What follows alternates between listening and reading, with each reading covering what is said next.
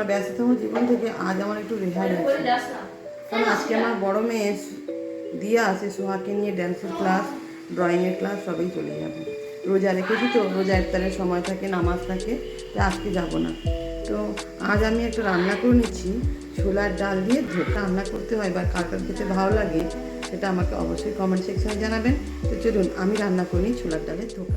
আমি বানিয়ে নিয়েছি একদম রেস্টুরেন্ট স্টাইল ছোলার ধোকা। দেখুন ধোকাগুলো ভাঙেও নি, সুন্দর পিস পিস করে উঠে গেছে এবং ধোকাগুলো ভালো করেই ভেজে নিয়েছি। তো ধোকার জন্য আমি স্কুল যাওয়ার সময় ভিজিয়ে রেখেছিলাম এই ছোলার ডালগুলো, প্রায় 5-6 ঘন্টা ভিজে গেছে ছোলার ডাল। এবার কী করছি, এগুলোকে আমি ভালো করে ধুয়ে নেব, ধুয়ে নিয়ে জলটা কী করবো ফেলে দেব। ভালো করে জলটা ধোয়া হয়ে গেছে, এবার আমি এগুলোতে মিক্সিতে দিয়ে দেব। মিক্সিতে দিয়ে এগুলোর উপরে দিয়ে দেব আমি কিছুটা আদা কুচি, তারপরে দিয়ে দেব 2টো কাঁচা লঙ্কা, যোগ করে দেব অল্প নুন। নুনটা এখনই স্বাদ মতো দিয়ে দিতে হবে। দিয়ে দিচ্ছি একটু ধনে গুঁড়ো,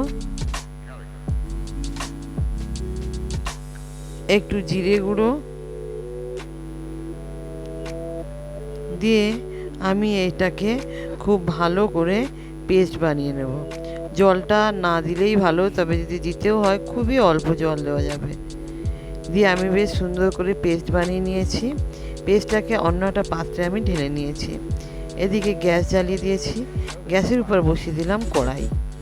কড়াইটাকে হালকা গরম হতে দেব। কড়াইটা হালকা গরম হয়ে গেলে এর উপর দিয়ে দেবো আমি সাদা তেল। পুরোপুরি সাদা তেলেই আমি এটা রান্না করব, তবে অনেকে এর সাথে সর্ষের তেলও মিশিয়ে দেয়। এবার এই সাদা তেলে আমি দিয়ে দেবো একটু সাদা জিরে। সাদা জিরে দিয়ে একটু নাড়াচাড়া করে নেব। যখন দেখবো ব্রাউন কালারের হয়ে গেছে, তখন আগে থেকে বানিয়ে রাখা পেস্টটা আমি এই তেলের উপরে ঢেলে দেব। তেলের উপর দিয়ে এবার এটাকে ভালো করে নাড়াচাড়া করব। যতক্ষণ নাড়াচাড়া করব যেন এর গা থেকে আপসে ছিঁড়ে ছিঁড়ে যায়। প্রথমে দেখবেন কড়াই লেগে গেছে, তারপর আস্তে আস্তে ছেড়ে যাবে, কন্টিনিউয়াসলি নাড়াতে হবে। এবার উপর থেকে আমি দিয়ে দিচ্ছি অল্প হলুদ গুঁড়ো এবং দিয়ে দিচ্ছি একটুখানি চিনি, একদম অল্প পরিমাণে চিনি দিয়ে আবার আমি নাড়াতে থাকবো। নাড়িয়ে যেন গা থেকে পুরোপুরি ছেড়ে যায় এবং বোঝাও যাবে। আমি দিয়ে দিচ্ছি একটুখানি গাওয়া ঘি। পুরোপুরি জলটা শুকিয়ে গেছে, আমি এবার গ্যাসটা অফ করে একটা স্টিলের বাসন নিয়ে নিয়েছি এবং তাতে সাদা তেল, আপনারা এখানে গাওয়া ঘিও ইউজ করতে পারেন, ভালো করে মাখিয়ে নিচ্ছি। এবার ওদিকে গ্যাসটা যে অফ করা ছিল গরম অবস্থাতেই কিন্তু ডালগুলো ওই বাসনে নিয়ে নেব। নিয়ে এইভাবে হাত দিয়ে চেপে চেপে সুন্দর করে এইভাবে সাইজ করে নেব। আপনি কতটা মোটা নেবেন বা কতটা ঢোকলাটা করবেন সেই হিসাবে এইখানে সাজিয়ে নেবেন। এবার কি করব, আমি প্রায় 10-15 মিনিট রেখে দিয়েছিলাম। রেখে নেওয়ার পরে এইভাবে ছুরি দিয়ে পাতলা পাতলা করে ধোকাটা কেটে নিচ্ছি। দেখুন আমার ধোকাগুলো কিন্তু ভাঙেনি, ভালোই পুরু হয়েছে। এগুলো আমি আলাদা একটা পাত্রে একটু করে নিয়ে সাজিয়ে নিচ্ছি।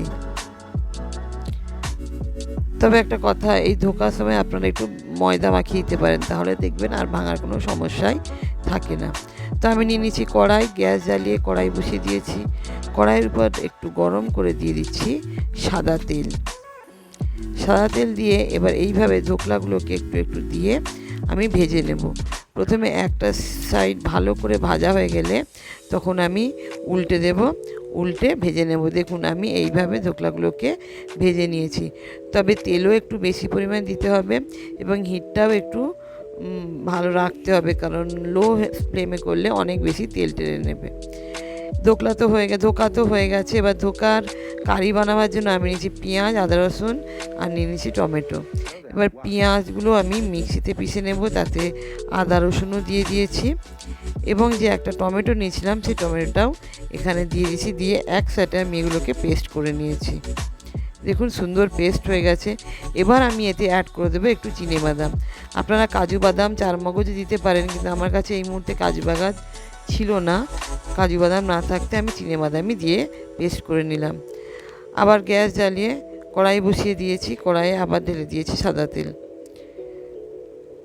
কড়াইটা গরম হয়ে যেতে দিয়ে দিলাম শুকনো কাঁচা লঙ্কা কাটা এবং 2টো তেজপাতা দিয়ে আবার এগুলোকে ভালো করে নাড়াচাড়া করে নিলাম। যেই একটু কালার চেঞ্জ হয়ে গেল, এবার মিক্সিতে বেটে রাখা পেস্টটা আমি তেলের উপরে দিয়ে দেব। দিয়ে কি করব, ভালো করে মশলাটাকে কষাবো।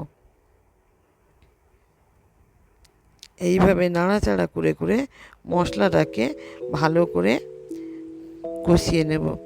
কষিয়ে নেওয়া হয়ে গেলে এতে দিয়ে দেবো 1 চা চামচ হলুদ গুঁড়ো, তারপর দিয়ে দেবো লঙ্কা গুঁড়ো, একে একে দিয়ে দেবো, একে একে অ্যাড করে দিলাম ধনিয়া গুঁড়ো, তারপর 1 চামচ জিরে গুঁড়ো।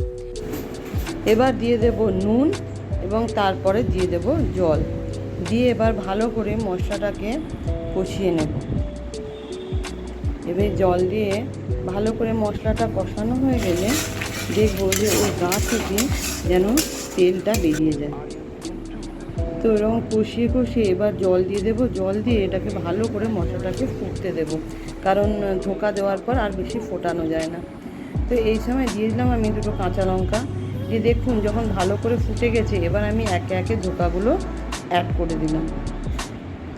দিয়ে ব্যাস ফ্লেমটা লো করে দেব এবং 2 থেকে 3 মিনিট আমি এই লো ফ্লেমে রান্না করে নেব। ব্যাস আমার ধোকা হয়ে গেছে, একদম রেডি। তো আমি যেহেতু প্রথমে ধোকা করার সময় গাওয়া ঘি দিয়ে দিয়েছিলাম, সেই কারণে উপর থেকে আর গাওয়া ঘিটা দিলাম না, কারণ এমনিতেই ছোলার ডাল তো বেশ হয়, রিচ হয়। দেখুন আমার ধোকা, রেস্টুরেন্ট স্টাইলের ধোকা একদম রেডি হয়ে গেছে। ভাত বা রুটি সবার সাথেই খুব ভালোই জমে যাবে।